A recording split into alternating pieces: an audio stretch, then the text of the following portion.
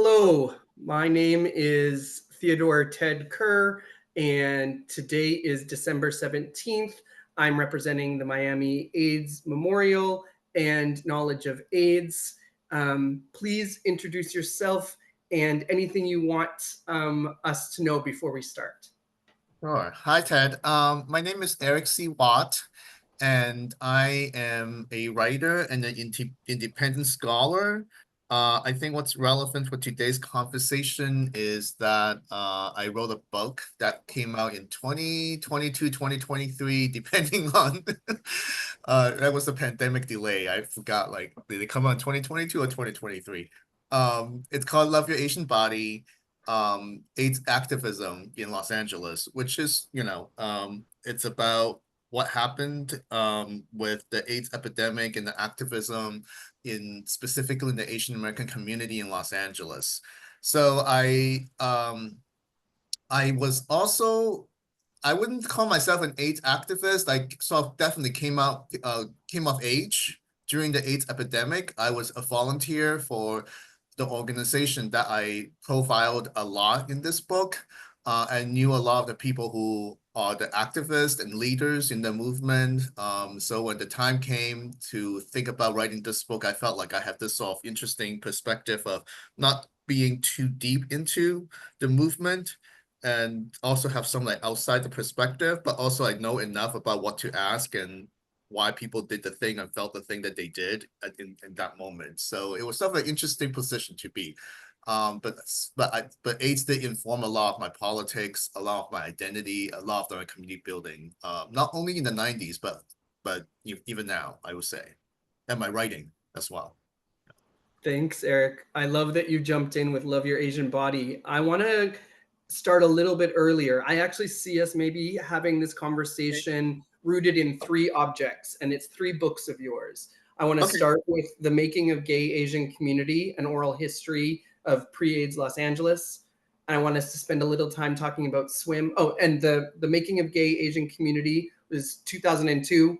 Yeah. Swim is a novel that you wrote 2019, and then we'll get to Love Your Asian Body, which I have is 2022, but I hear Okay. you about Yeah. this. So let's start with the 2002 book. Um, Yeah. you know what? If give a blurb, like, if there is some young person or some person early in their AIDS knowledge right now, give us, or a little bit of their oral history research right now, give us a little blurb, make us want to read The Making of a Gay Asian Community. Yeah. So when I wrote that, it came out of a conversation, intergenerational conversation, while I was talking with a couple of elders, and I realized that even though these folks are maybe 10 years older than me, I did not know that generation's history. And I think there was a gap, and there might still be a gap between generations in the LGBTQ community, because unlike more heteronormative communities, like we don't have this easy or more organic method of transferring community knowledge and wisdom and all of that, right? So I set out to write a history of the organizing in the gay Asian community in Los Angeles, which started in the late 70s, 1980. So we're not talking about like so far back, right? Like I'm not gonna say all, a lot of these people were alive when I did this research and they were still around in LA. So it's just about like how did they start, how did they create something out of really very little, because I came into community when there was a community. So what was it like to have done that but without like any infrastructure? How do you build that infrastructure, dealing with all the homophobia and racism, and in some cases, for some of these leaders, sexism in the community as well, so but interestingly enough, I stopped around, I mean, it kind of overlapped with the beginning of the AIDS epidemic, but I don't really talk about AIDS epidemic except to tell people I'm not going to talk about the AIDS epidemic, because I knew, having gone through that personally, that AIDS was going to change everything that they did. And if I'm going to touch on that, it's going to be another book. Mm-hmm. So that was sort of the impetus for writing The Making of a Gay Asian Community. And I really want to demonstrate that, like, for those of us who come into a community that was already in being, that this community wasn't something that happened automatically or easily.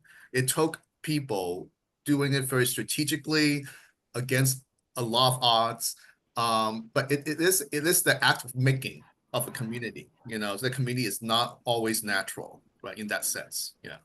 So I want to talk about the act of making. What were your first steps in, as you self-described it, you came of age in a community. How did you begin to trace backwards to figure out where those structures and those people came from? How did you know who to talk to?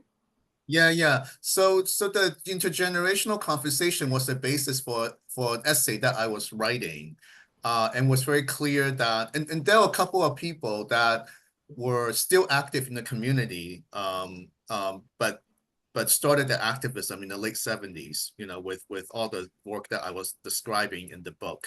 One of them is actually director of the Asian Pacific AIDS Intervention Team, who recently passed away this year.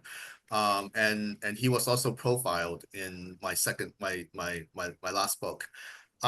So I started with them, and they kind of opened the doors to other people that were kind of like, I wouldn't say were in retirement, but they were definitely not active in the community anymore, right? I think it kind of speaks to some maybe the ageism in our community too. Like people, some of them might even feel isolated because they don't really have a space anymore for them to gather.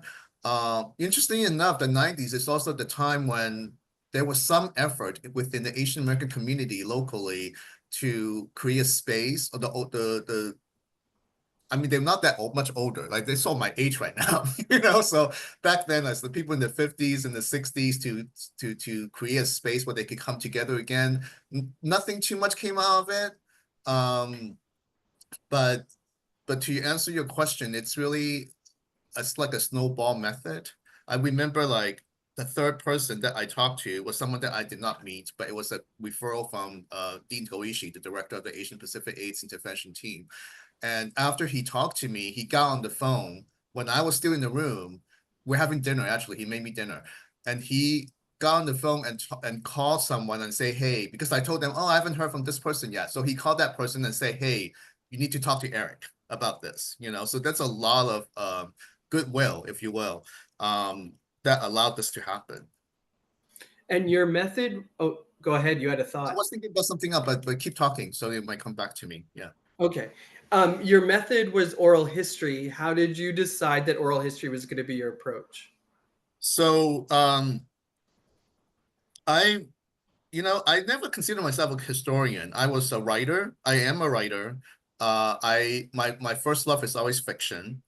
And you know, so what happened was, around the time that I did that essay, this is what I'm going to say. I was very active politically, but it was more around immigrant rights. I was sort of tangentially active in the AIDS movement, because that's where I find my community. Although I did actually find other LGBTQ people in the immigrant rights community too. But I was tangentially involved with it.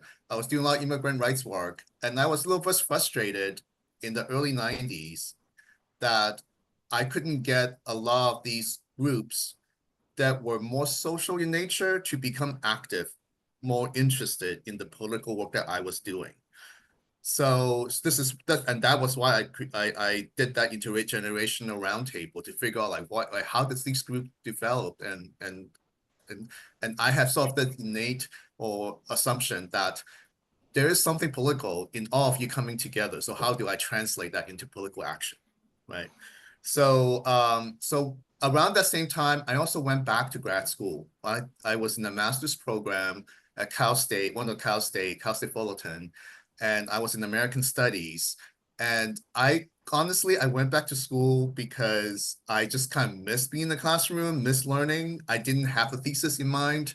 And Cal State was sort of a safe choice in a way because it doesn't require you to make a commitment to academia. A lot of my classmates were teachers who just want to get a master so they can, get a higher salary or something.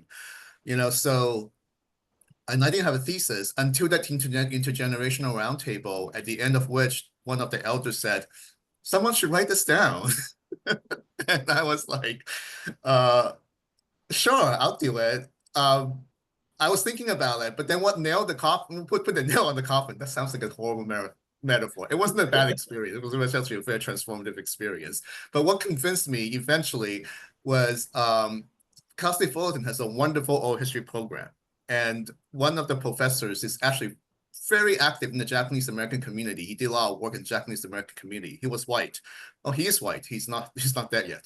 Um, and so I I took his class, and then I felt like, oh, oral history is my method, because it's not, when he said like oral history is sort of the stepchild of academia, because it doesn't, like, a lot of academics do not consider it that rigorous, right? Because you're basically talking to people. There's no written, actually that's not true, but you're not relying primarily on written documents. You do a lot of archival research, but primarily you're relying on people's memory, So when he said that's like, oh, I think I find my calling. I'm always sort of interested in sort of the things that people are not interested in. So when academia said like, oh, you're not really doing real academic work, to me, that's actually very attractive, because it kind of marries my academic interest, intellectual interest, with my passion for storytelling. Like, you mean I can go out and talk to people about the stories and write about it, and that could be my thesis? So that became like a method for me, like even to this day, right? Like my last book was also oral history. Uh, and and and so by the end of the thesis, because I was like talking to 20 people, and I didn't want to condense the stories, I actually have a book length thesis, and that I was able to shop around afterwards. So that's how the first book came around. The long answer to your question. Who do you think you made that first book for? I understand how it came to be, but who do you think you made it for? Um, you know, I I'm not sure I was clear about that. Like, my answer to that question, not only to this book but other book, is like, I always start with I'm writing for myself. And if I feel authentic about this, I'm sure that other people will gravitate towards it. It might not be a big crowd, but there will be people, and those are the people that I write for. So I don't have a clear answer. I mean, I could say that I was definitely writing for others, and I did have other comrades in the movement who are LGBTQ, who are Asian American or people of color, who felt like these identities are not just demographic or social identities. These are political identities. So how do we make that link? How do we convince people that, like, the fact that you identify a certain way came from a legacy of resistance, and it's not something that always exists, but it exists because people were envisioning a better way of life, right? Mm.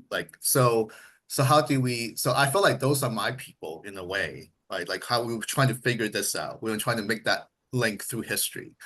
Um, but I don't know. I felt like once the book is out there, like, it sort of has this life of its own. Like the people that gravitate towards it that you didn't expect. And I was like, that's great. That's amazing. So I don't want to say I didn't write for them. So yeah. Well, let's talk about the reception. What was the reception like? Let's start with upon release. What was it like in the early 2000s when your book came out, that Oh first God, book came let me see if I can remember. out? Um, like, I am very much like an academic stepchild, or like a very distant cousin in academia, because I'm always like one foot in and one foot out. I didn't continue to a PhD program after that, because once I found oral history, I was like, that's great. I'm going to do research in the community setting. Screw this. And I was also like convinced that academic writing is going to kill my writing too. So I just like, okay, this is enough. Like, I have a taste of it. I kind of get a sense that if I continue doing oral history, that um, I wouldn't be that successful in academia. So I say all this to say that, like, I kind of I felt like, like there is some I I I I don't know if this is true, Ted. So this is just my assumption that I don't know that aside from my friends who are in academia, people know what to do with me in academia in a way, right? Like and I get it. Like you want someone who are committed to the discipline. You don't want someone who just come fly by look like you so I don't know what the reception is except that I I heard when people use the book in their classes, right? And this is also the time when there was not a lot of like LGBTQ specific content, especially in the Asian American context, in Asian American studies or in LGBTQ studies, right? So I do hear things like that. What was interesting though, like the things that I hear, I think more than the content of the book itself is I have an appendix on oral history and talked about some of my struggle with doing oral history and trying to tell these stories in a way that feels authentic but also respectful.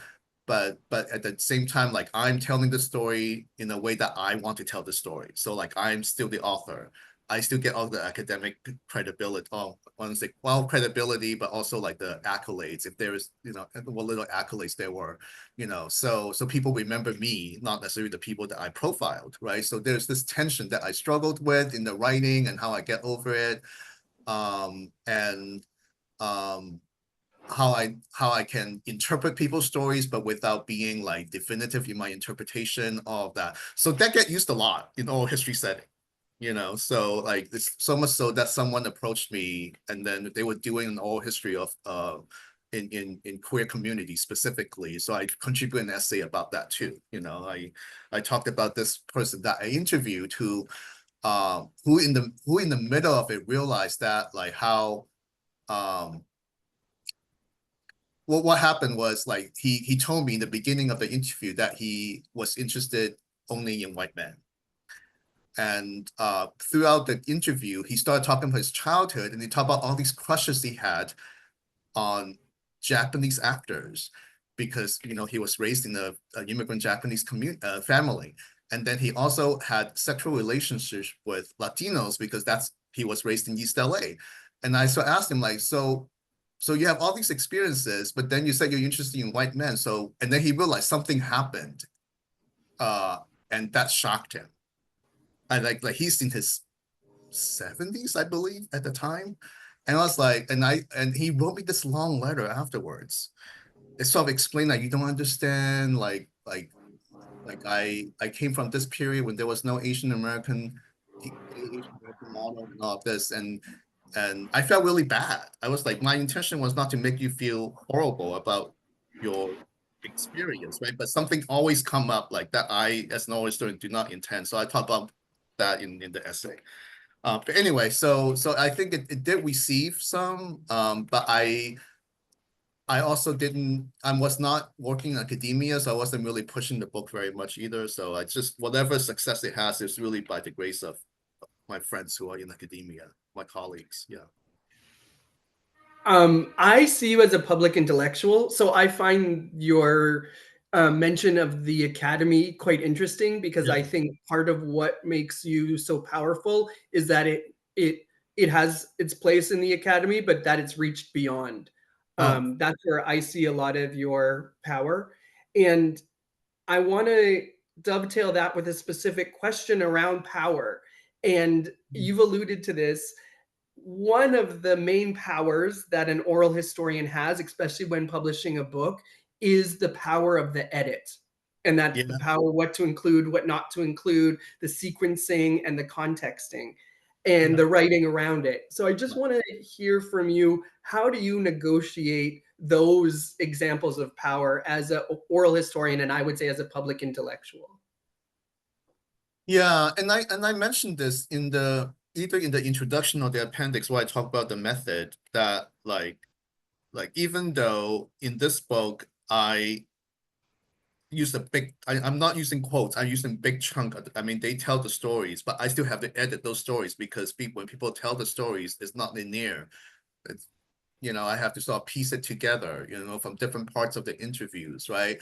Like you said, I order it. Like, so like it's not like this person spoke before this other person, but I'm ordering the narrative to tell the story that I want to tell. And I think the way that I address the power is that like I try to be as transparent about this as possible. I sort of lay out like this is why I'm telling the story that I want, like like all the stuff that I told you, like this is about politics to me, even though these people might not feel like that's the case. Like I'm reframing the narrative in a way that sort of fit my own narrative. I'm very clear about that. There will be other interpretation if someone else, even if someone else interviewed these people, they will have written a different book. Even if they read my transcript, they might have write a very different book, right? So I think this is like I don't know a way to go around it, so the being transparent is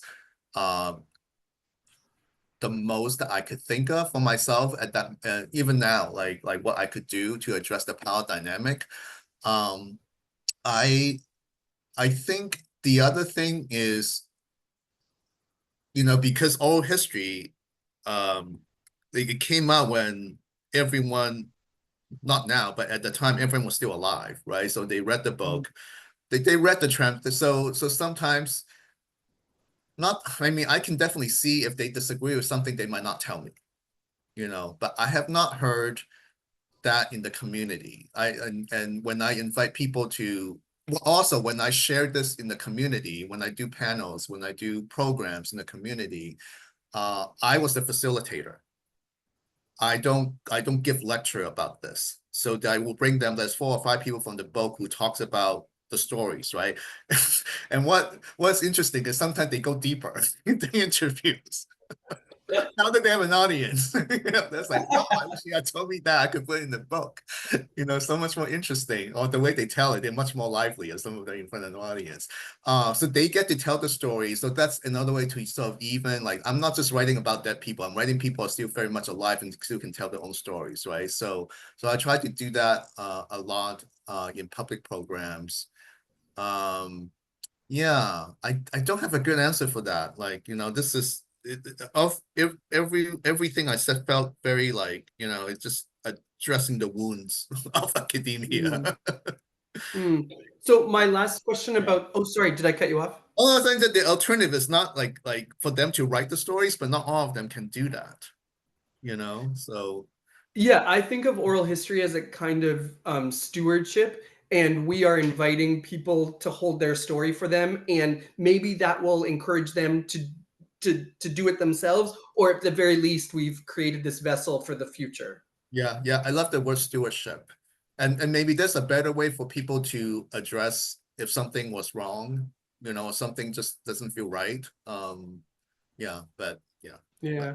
So the last question I want to ask about this book before we move on to your more recent books is in the title it says an oral history of pre-AIDS Los Angeles, and it's 2002. Me and my colleague Alexandra Uaz talk about this period in which this your first book came out as like the second silence. No one's talking about AIDS. So I'm curious, like, was there any excitement, pushback, conversation around even you saying pre-AIDS, or was that not even acknowledged? uh I don't remember being asked too much about it, even when I proposed the title to the publisher. Um, I I I consider like saying like putting a time period on it, like in the late 70s and early 80s, and it just didn't feel it felt very clunky, and but I also felt like it's more descriptive to say this is pre-AIDS, right? I had no idea. In fact, I told myself that I'm not going to write a book about AIDS because I want to go back to my fiction, right? And I'll tell you later why I started that book. But and I felt like I was a bit too close to it because even though I was not an activist or leader in that movement, I came of age of that period. But I was very clear that I knew for sure that AIDS was changed everything that they talked about. So there was just no, so I kind of want to almost drop a hint saying, and I talked about it specifically in the text, but even the title, I was going to drop a hint saying like, this is pre-AIDS. AIDS is going to be a whole different ballgame, right? So I Okay. think that was very intentional. Um, yeah, but I think for me not to include that, or just with a touch on it very superficially in the book, was more of a practical reason. There's just no way I can finish the thesis if I include AIDS, because like I said, it's just different. It's yeah, it's changed the community so much. It's incredible, actually, when I think about it again. Yeah. Yeah, and we will get to that. Let's talk about the book that made me go from like, I think Eric is cool to being a fanboy for life. I think Swim as a novel is like a tremendous read. I enjoy reading it just as a reader. I love fiction. Fiction is what I need to live. But also, in the context of what we're talking about here, Swim is a very important book, and it is a form of, well, you can push back if you disagree. It is a form of memory work to me. It is a form of the people's history to me. And you know what? However you want to begin talking about Swim, you feel free. And if you need some prompts, I got them. Well, it's definitely part of my memory. Let me talk this out and see if it Wait, should we give a little synopsis of what Swim is about? Yeah, so Swim, it's about a guy who is a meth user I think he just turned 40. I think that it's been a while. He turned 40 and he was a meth user, and the book started out when he was partying with this younger guy, and he blacked out from using, and then when he woke up, he got the message that his mom has passed away while he blacked out. And he spent the next 2 weeks or so, or a week or so, planning her funeral while trying to stay sober, stay clean. And then all these things came up about like family dynamics, right? So I'd be interested to know how you're connecting with AIDS, because there was not so much mention of HIV or AIDS in the book, if at all, if I remember correctly. But it was really came out of my own anxiety, because I wasn't using a lot, but I was definitely using crystal meth primarily in my 30s and in my 20s and 30s, late 20s and throughout my 30s, and a little bit early 40s too. So even though I was not an addict, I was always sort of afraid that I would become one, that it will spiral, like something will happen, and then like I would all of a sudden um, um, be past the point of no return, if you will. And that point I thought might be my grandmother's death. And I was anticipating her death because she was in her decline, right? So, and I have a very close relationship with her. I felt like her death will affect me in a way that I could not imagine at the time. So I wrote this after my grandmother passed away, and I realized that, oh, like I actually have a clear perspective about my use and who I am. I actually really commit to being a writer after her death, So this is sort of like what I did to stop using, really, The So novel. the novel, yeah, the writing of the novel, right? Like, it came at a time when I was struggling with my fiction because I was doing something else. That was also very like community work that's very meaningful to me, that left really little time or mental space for creative writing. And I realized that like if I have a story, I was writing stories, but I didn't finish it. So I was like, if I have a story, I need to commit to them, because those stories that I didn't finish, I don't feel that close to them anymore. Like I'm an older person. I'm different now. I don't want to write about coming out. Like I'm in my 40s. What do I know about coming out anymore? Um, so when I realized that after my grandmother passed away, I decided to quit my job and just say, like, as much as I love this job, I need to focus on my writing. So I not only quit my job, I left LA because I knew there would be too many distractions in LA for me to focus on the creative writing. So I went back to my homeland in Hong Kong. My parents helped me find a place because we have family friends there still, so they happen to have a an occupied flat that I could use for 6 weeks. So I was able to write most of the novel in those 6 weeks. Yeah, it was incredible. Wow. I had no writer's block. I wrote almost every day except one weekend when my cousin took me away to Taiwan for a getaway. Um, and I wrote about 90%. I finished, I think, the last chapter when I came back to LA, but I like 90% of the first draft was written in Hong Kong those 6 weeks. Yeah.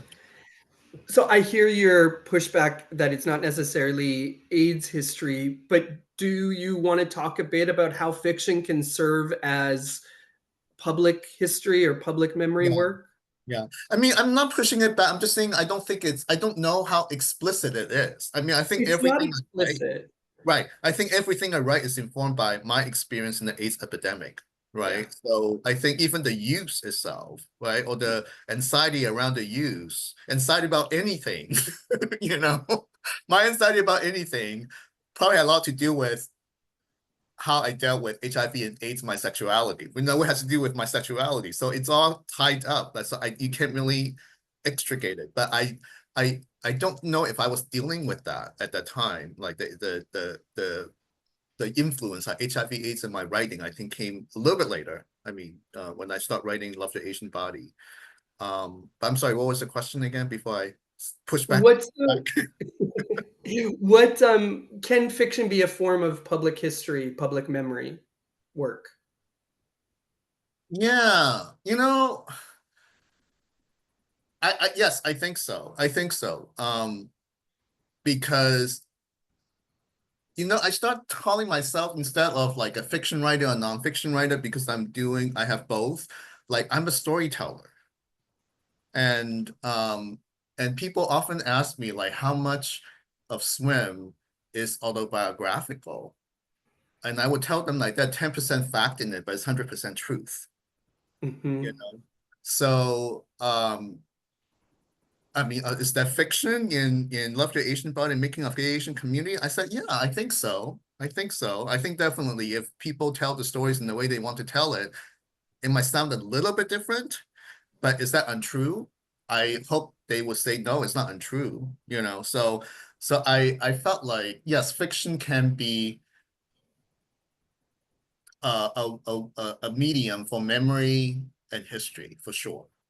Yes, yes. Yeah, and my contribution to this conversation is to say that I think Swim is valuable because I think too often we do talk about drug use separate from HIV/AIDS, and when we're talking about anxiety, um, gay people, gay people of a certain age, the way some people are minoritized within the gay community, drug use is like so interwoven, and we all know it Right, right, intimately, but it's not talked about or written about or movied about in the same way. And it right. is such an important thread that just keeps on getting left out because we don't know how to talk about addiction. We don't know how to talk about not addiction, which you did beautifully in this interview. We don't know how to talk about drug use. And we don't know how to talk about how, for some people, it's quite common to say, AIDS saved my life, it got me off drugs. But the other story is, it was the community of people that I used with that saved my life when I became HIV positive.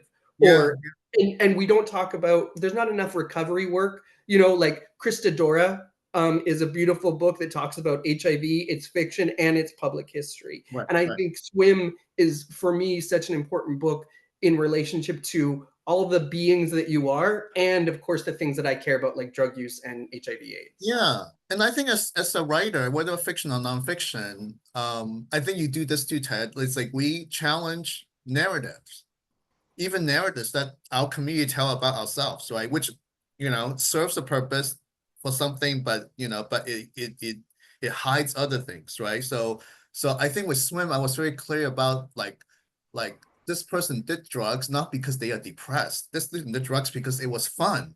It was sexual. Like, sex was the really important part of that.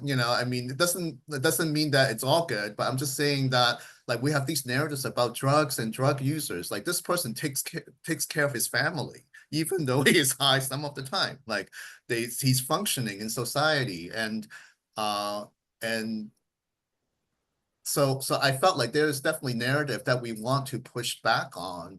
Um, that especially narratives around normalization or normativity, right? So I felt like our work do that, whether it's fiction or nonfiction.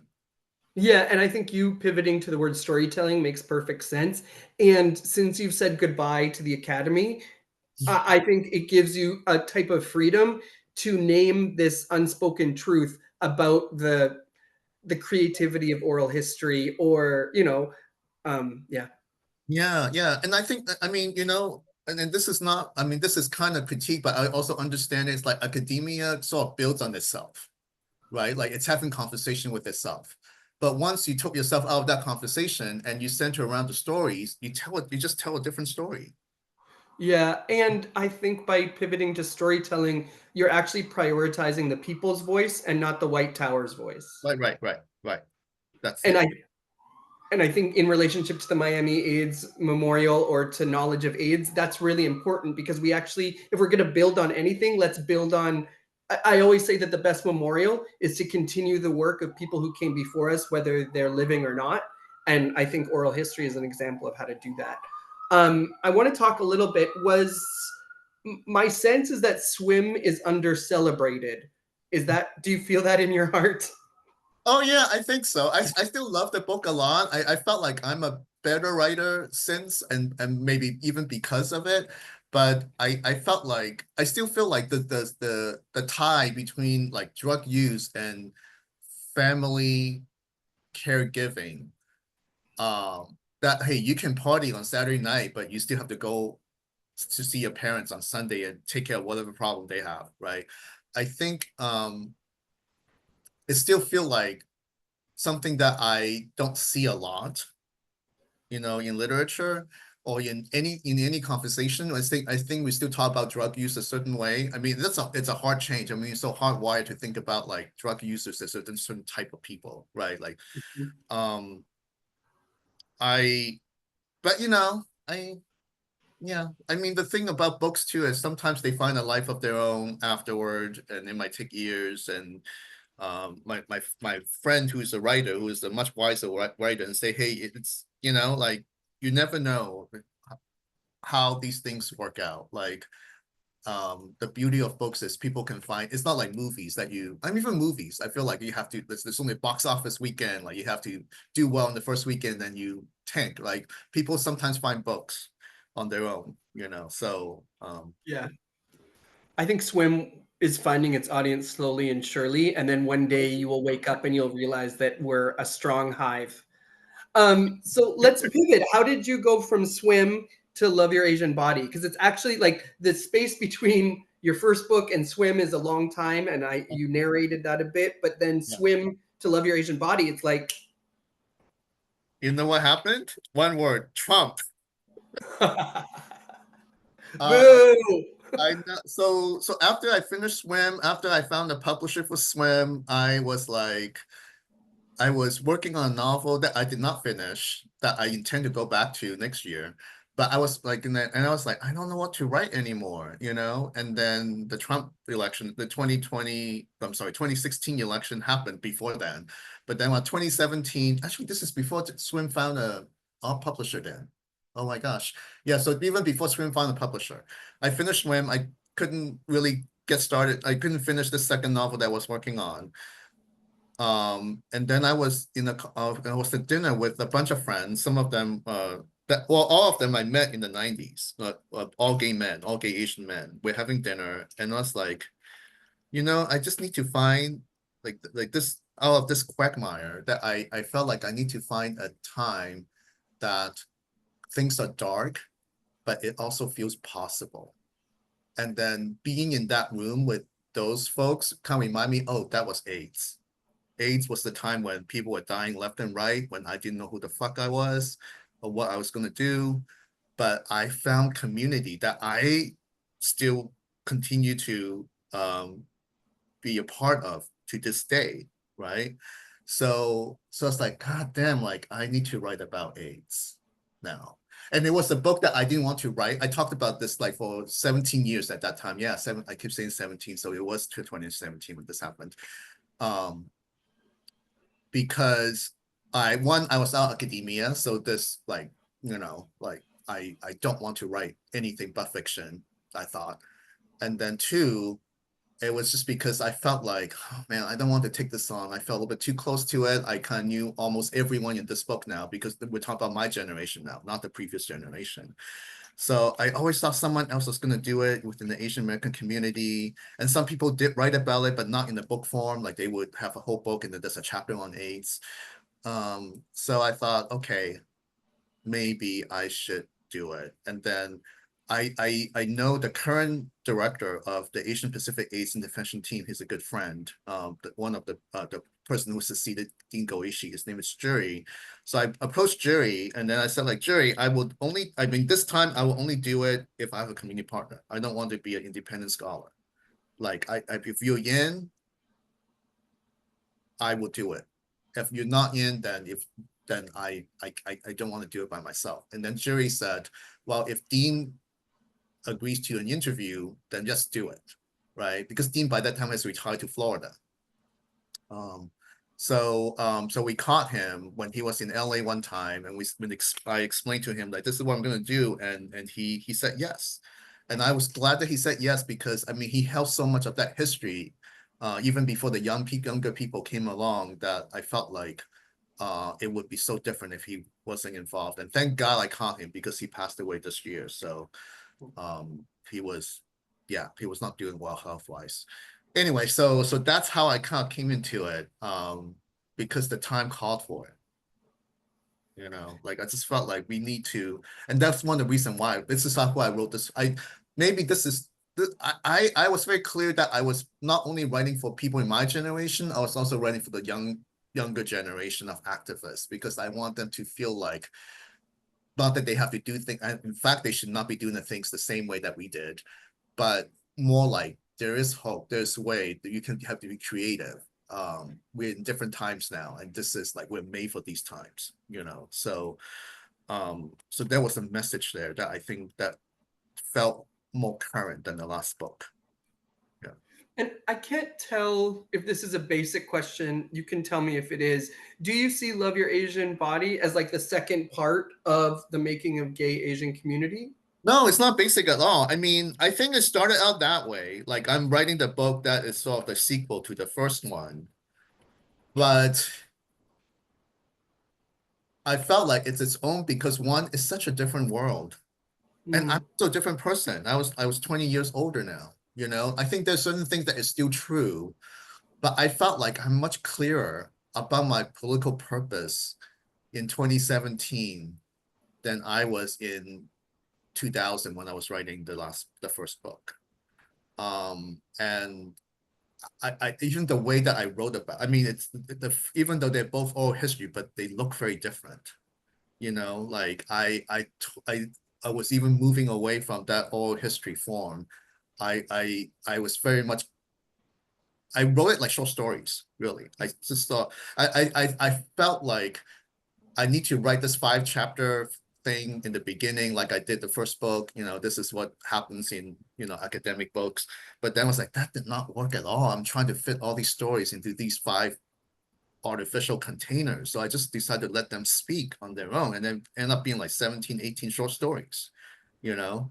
So without in linkage, but between people's stories, but they are, you know, they kind of live on their own in a way, you know? So I think it felt like not a sequel, but it's still a relative of the first book, you know?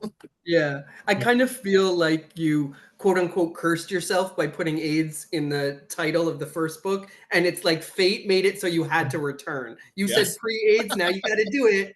Um, so you've kind of alluded to this, but tell us a little bit more. What changed in your approach to oral history between the early 2000s and 2017 when you were writing your third book? Yeah, I think you know, I actually have a conversation with my therapist about this. Sometimes like we run out of things to talk about, which is a good thing. And then he started being my writing coach. So at one point I finished all the interviews. I was starting to write the book and I was struggling because I knew didn't want to write academic book. I don't want to do this thing where like I introduce a chapter and then like there's a whole bunch of narratives that don't speak to each other, except, you know, people come to, you know, so my therapist asked me, like, well, what do you think the tone of your life is? I was like, the tone of your life, what the fuck? You know, like, that's why I'm sitting here talking to you. I'm trying to figure this out, right? So we talked a little bit. I think he rolled his eyes a little bit. I was like, we've been talking of this for a while now. So he said, and then he told me, like, I think, like empathy is your strength. And you should write from the perspective of empathy. So, and I felt like I didn't do that as much in the first book. I still had this very academic, like this is the last generation. This is what they did. Like I'm a storyteller, but it's a distant one. This one, and maybe because I'm closer to the topic, to the time, that I felt like I really mobilized the empathy for this book. And I'm trying to figure out a specific instance, but Well, even just get flat-footed with it. Did you do a bunch of oral histories, then pause and then write the short stories, or would you do the oral history and then realize that like you had to get it out? I did the academic thing. I did all the research first. I did all the archival research, the oral histories, interviews first.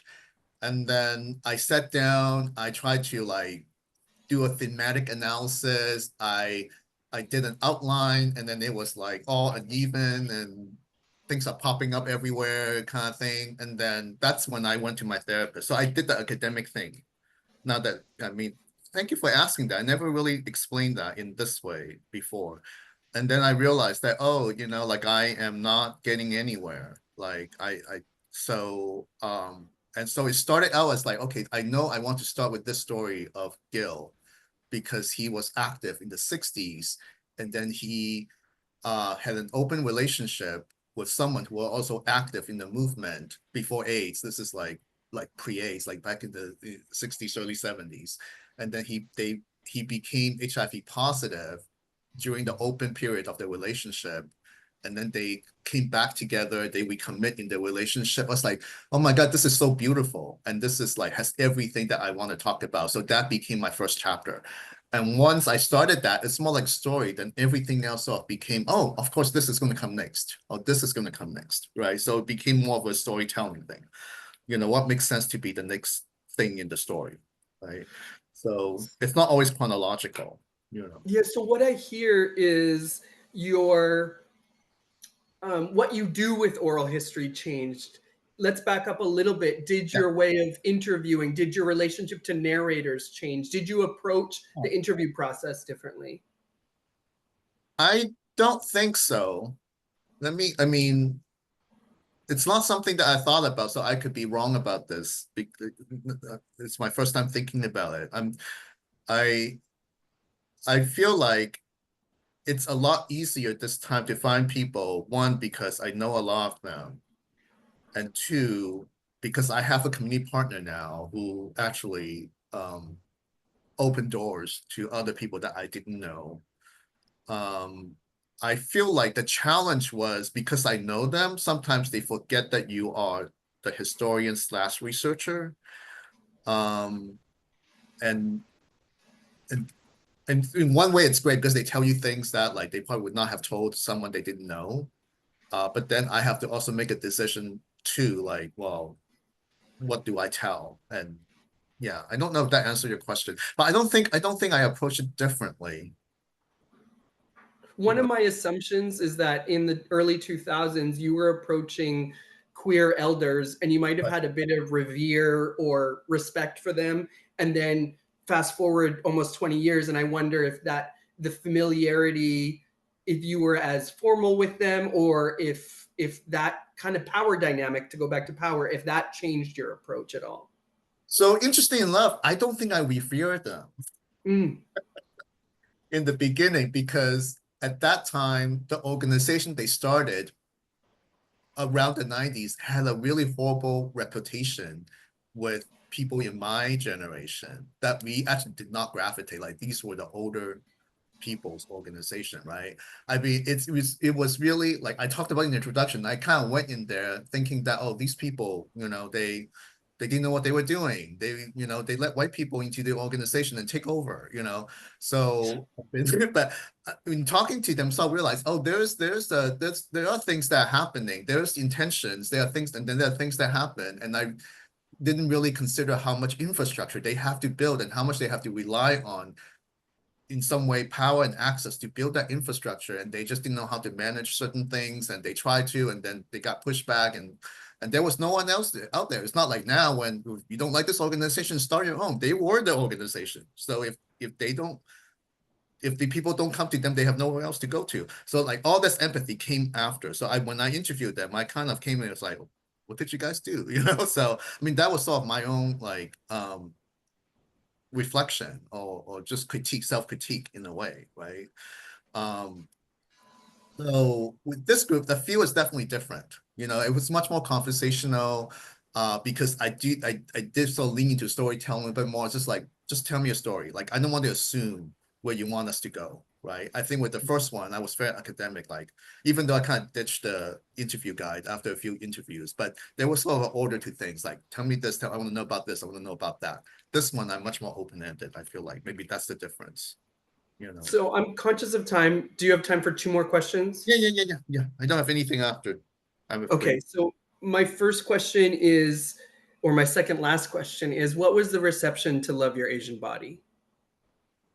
Um, I think because I have a community partner this time, I was able to, and maybe kind of like what you were saying, like all this time, right? Like there's this sort of renaissance of AIDS work and people becoming interested in it, people who were part of the movement, people who were younger. I think there was a little bit more of a celebration, acknowledgement of the importance of the work. I mean, the word AIDS itself, the idea of AIDS itself just sort of felt like someone needs to talk about this. It's about time kind of thing, right? So I think there's, especially in the Asian American community, like people are, uh, uh, you know, that it, I felt like there's a little bit more of that. Um, I get really good feedback actually from the people that I interviewed too. I mean, again, like there might be things that they disagree with that they didn't really share with me, but then with those things they'll share with me, it's just like it's just really amazing. There was one chapter where I talked about this is a chapter with James Sakakura, who passed away very young in the 90s when I was still like coming up in when I was still a volunteer in the organization. So I knew him, but obviously I couldn't talk to him. So I tracked down his brother, who was my dentist at one point, and he arranged an interview with me and his mother, who was in her 80s. And I was like, I was so scared of that interview, and I was so scared about writing that chapter because I was like, these people gave so much of James's life to me, just entrusted me with so, I mean, this is the chapter about like very dark shit, right? Like he was a drug addict, he was a sex addict, we talk about addiction, for sure in this chapter, and sort of how he dealt with it, his open relationship and the different sex that he was having. And I was like, I need to get this right, like people just entrust so much of this. And then when it was published, I sent it, of course, I sent it to everyone. And then I got this like thank you card from Mark, his brother, with an In-N-Out gift card. So I was like, okay, I think I did okay with this one. This is how Asians show love with a gift card for food. I love that. It is So it's so like this hard is to do that. ultimate like validation of like, okay, all right, so I did okay. If I did okay with that chapter, I have a feeling that everything, if not 100% correct, it's good. It's fine. It's worth noting that every time I've asked you about reception, you have thought about how the people that you interviewed received the book. Right.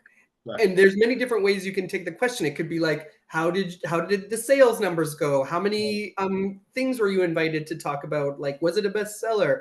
And so, do you want to just like It wasn't a bestseller.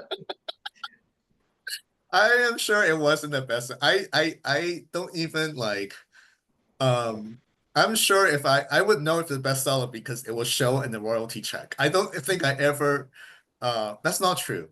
But well, the first book I don't think I have an advance. But I don't think for my novel and this I may beyond the advance.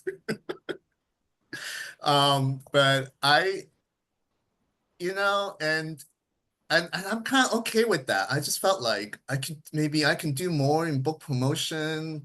maybe I can do like, I don't know. But I just felt like, like I wrote it the way that I wanted to write it. I wrote it in a way that I felt like the people I was writing about felt good about it. So that's what's important. And I do hear good stuff from other people who are not in the book, who read it and share with me, so yeah, I just felt like I would stop being a writer if I want to be a bestseller. Mm. Just a whole different business. I mean, writing is great. Writing is amazing. I guess so much. If I write an hour in the morning, I felt like I don't do anything in the rest of the day. I still feel accomplished, right? Publishing, marketing, on the other hand, is like I have no idea how that works. I have no idea why people celebrate this and don't celebrate that. So yeah. So my last question is, and maybe put your memorial cap on, or your public memory cap on. If you think about your three books and everything that went into the three books, what did you learn from the processes, whether it's in terms of oral history, writing fiction, talking to people, just anything? What did you learn in terms of memory in relationship to your three books? Um, yeah, I would say that,